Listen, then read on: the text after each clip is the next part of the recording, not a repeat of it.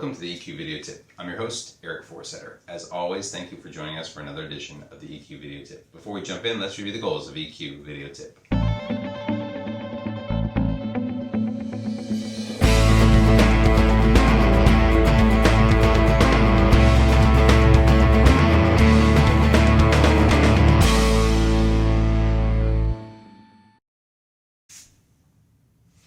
Welcome back. What's on tap today? Well, Bill Murphy Jr.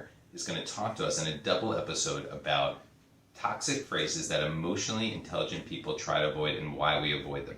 And let's think about it. It's always important to think about keeping things simple, whether it's your wardrobe or your plans, but more importantly, your language. Your language can impact people in so many different ways. And emotionally intelligent people try to avoid certain phrases, and it changes your psychology as well as your behavior. But it's easier said than done. What we're going to do is pay close attention to several different words or phrases that emotionally intelligent people try to avoid. Let's jump in right now.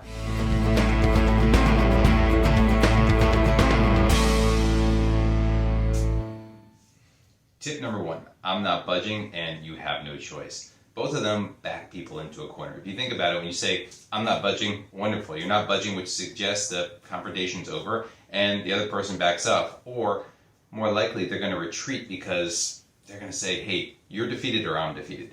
The other one, you have no choice. Well, everyone always has a choice. And if you make them feel like you don't have a choice, then people will say, well, my choice is I don't want to do something with you, or I don't need to be friends with you, or I'm not going to work with you. But you always have a choice in life. So to say I'm not budging or you have no choice, that limits you from an emotional intelligence perspective. Make sure you try to avoid those two phrases.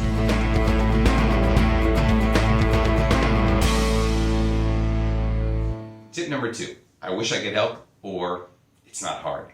Well, 9 out of 10 times when you say I wish I could help, you actually don't wish you could help. You don't want to help someone out. That's okay. That phrase actually risks engendering bitterness, resentment from someone, because there's a little upside to it. And in fact, it's better to say, I'm sorry I can't help, I'm too busy, or I have another appointment, whatever it is. But to suggest that decision's out of your hands, probably not the best thing. Also, it's not hard. Well, it might be hard for somebody else and easy for you. Everybody has different skill sets and levels of what they can do. When someone has heard the phrase, it's not hard, it makes them feel like you're dismissing them, that your concern over whatever they're doing is not important, and that makes them defensive, and it makes it harder for them to ask for help and actually move forward with it. So avoid, I wish I could help, and it's not hard.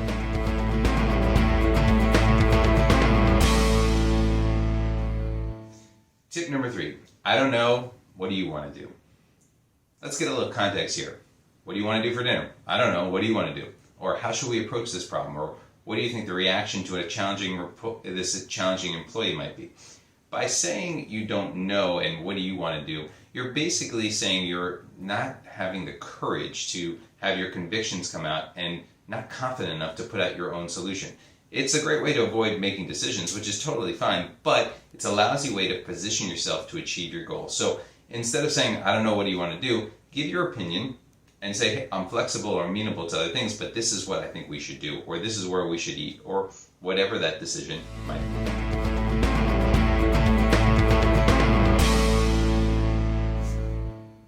Our next tip, how stupid could you be? Or how mean or careless or thoughtless?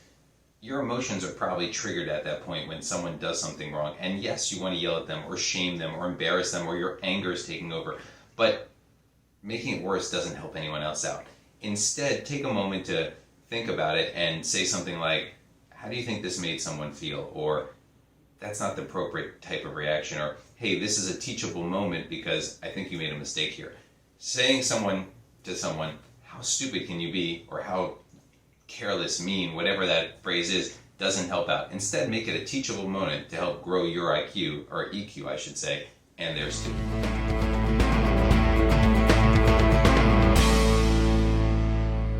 Our last tip, you're wrong. Now, it's okay to point something out that someone made a mistake or it's not exactly right, but saying it harshly like you're wrong doesn't give them a chance to get a way out of it. Instead, you might want to say something like, hey, I think there's an alternative solution, or here might be a better way. Give them a chance to save face and, of course, accept your view as opposed to, I'm not budging and you're wrong and this isn't the right way to go. Let them also become collaborative in what you're trying to do as well as what the team is trying to do, so they will ultimately buy into the correct solution.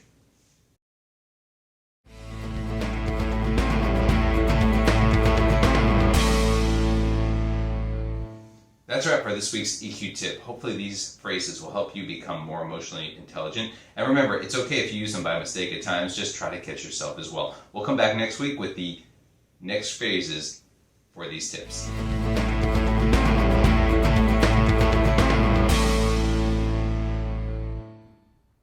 So that concludes our EQ video tip for today. Try incorporating some of these tips into your daily routine. But remember, use what works best for you and personalize it for yourself. Thank you always to our great research team for providing us with some great tips today. As always on EQ Video Tip, we want to end with gratitude. So thank you for watching. We really appreciate it. Here are some resources that you can use if you want more information on EQ going forward. Thank you again, and we look forward to seeing you in the next episode. Thank you.